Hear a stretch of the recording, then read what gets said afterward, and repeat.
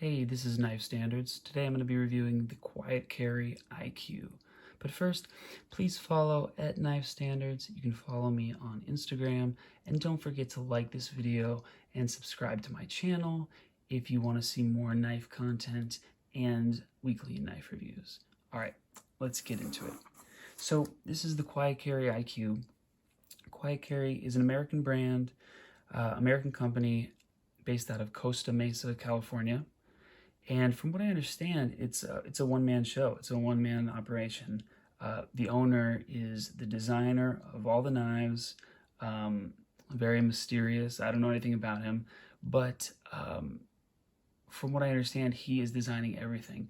Now, they also do some really cool kind of EDC accessories. They have a key organizer, a really sleek little multi-tool. So definitely check out Quietcarry and their other products on their website. But for today, we'll stick with the knives and we'll stick to the IQ. Quietcarry is known for their really amazing, sleek, modern designs. I mean, you can just see this guy. Wow. You can see these lines. Check this out. Yeah, I mean, just really, really sleek design. And they're also known for their quality of materials.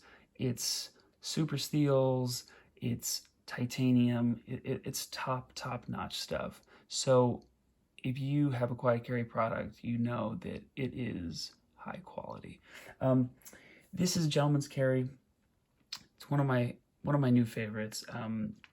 They do outsource their manufacturing overseas to Taiwan, which in my book is no big deal. A few of my favorite knives are also outsourced overseas, so not a problem in my book. And then they do the finishes and the heat treating here in the US, which is very cool. This particular knife is lightly stonewashed on the handle. It is titanium. It's a 3D machined titanium frame. And you can see that texturing really, really attractive. And then I have the satin blade with a flat grind. They also have different styles, different versions of the IQ. They have a carbon fiber inlay. They have a stonewash handle, stonewash blade, a few different colors of the carbon fiber. So definitely check out the different styles and different versions and see which one you like best.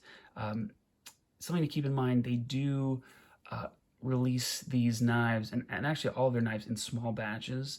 So if you see a version you like, just go ahead and get it, because I got this one and a day later, this version was sold out. The lightly stonewashed handle and the satin blade. So that's the only downside of these small batches, is that stuff sells out quick. So if you see a style you like, definitely grab it. If we go ahead and open this guy up again, we have a modified sheep's foot blade. And you can see just the Quietcarry logo right there. Really nice flat grind. And then on the back, we can see that it's 20 CV steel. One of my favorites. Really nice. It is a frame lock. Awesome internal milling. Yeah, you can see that. Really nice. These 4 dots are kind of the Quietcarry signature on both sides. Let's go ahead and close this guy up. It is a flipper, as you can see. On the back side, let's get into the pocket clip. Really kind of a cool, almost like a pen style pocket clip. And if you can see closely, let's see if you can see it. They've kind of milled out a little bit of where the bottom of the pocket clip sits, so it's kind of even, it's flat and level. It is a deep carry pocket clip, which I'm all for. Let's go ahead and get into some of the specs. Blade length, it is under 3 inches, which I'm a big fan of. If anyone has length restrictions for the blade where you live or laws, you're good to go with this one, or at least I am where I live. Let's go ahead and grab the ProTech Calmigo. See where this guy sits. And let's grab the Benchmade Mini Freak. So for the ProTech Calmigo, the blade is under 2 inches. We're at 1.99, just about. For the Quietcarry IQ, this comes in, looks like about 2.9, which is great for me, under 3 inches. And for the Mini Freak, we're just right at about 3 inches. Mini Freak is 7 inches overall, just about. ProTech Calmigo, we're at about 5.5. And for the Quietcarry IQ, we're at about 6 and just about 6, a little over 6.5. So again, pretty sleek, pretty small carry. I enjoy that. I like the smaller knives, as you can see. Let's go ahead and put back my Mini Freak, my Calmigo. And let's go ahead and get into the upsides of this knife. One upside, obviously, is the design. I mean, you just can't beat that. It's really attractive. Another upside is, just like I mentioned before, the high quality materials. I know I'm getting really nice super steel, whatever it may be. This is 20 CV, but they also have Elmax, as I said, and titanium. I mean, to me, this is top notch. I know some of you like your M390, but this is just beautiful. Also, you know, if you're gonna dress up, if you're gonna go out, this is the knife. This is the gentleman's carry for you. To me, this is the new standard for a gentleman's carry. Really sleek, disappears in your pocket, and at the same time, you know you're holding a knife. As far as the downsides go, the action took me a little bit of getting used to. This has some good texture on it. It's a little bit rough, which I don't mind, but the kind of push button action took me a little bit of getting used to. I had to carry it for a few days to get the flipper action down and comfortable. So it might not be an issue for you, but for me, it took me a couple days to get that. Now it's totally fine. It's smoothed out. I'm used to it. Easy, no big deal. The only other downside is the screw. Let's see if you guys can see that. Under the pocket clip, it's not quite level.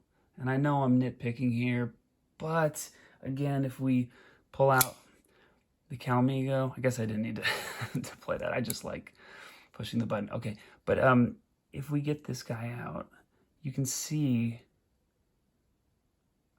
that it's level on the Calmigo, and there's just a little bit of a raised screw under the pocket clip. Not a huge deal, but with everything else being so sleek and so perfectly designed in my eyes, I would love to see them take care of that however they can. Now, if we look at the centering, oh my gosh, perfect.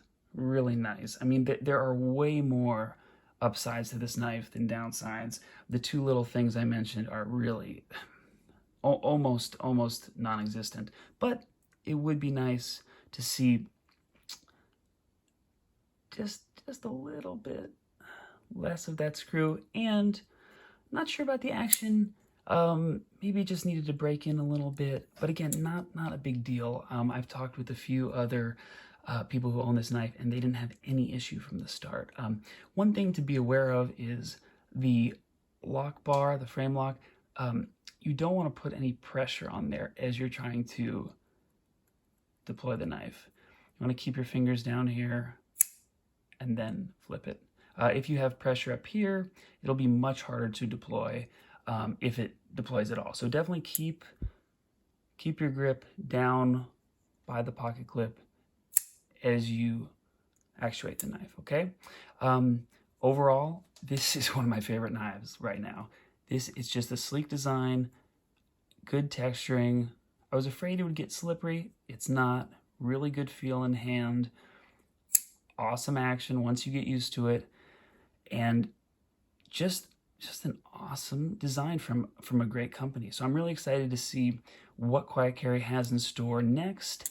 And I do have another Quietcarry knife review coming up soon-ish. I'm carrying another one right now, which I'm really, really excited about. So thank you guys so much for watching. This has been Knife Standards. I'll see you guys soon.